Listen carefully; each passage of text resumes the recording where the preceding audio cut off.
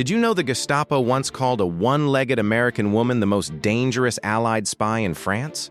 Her name was Virginia Hall. Before the war, she lost her leg in a hunting accident.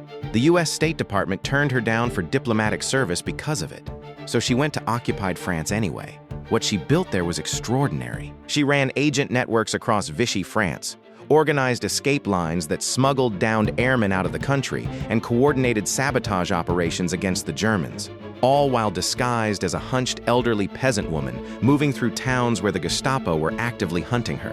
When they got too close, she crossed the Pyrenees on foot, in winter, on a prosthetic leg she called Cuthbert. She sent a message to London asking if they could help with Cuthbert.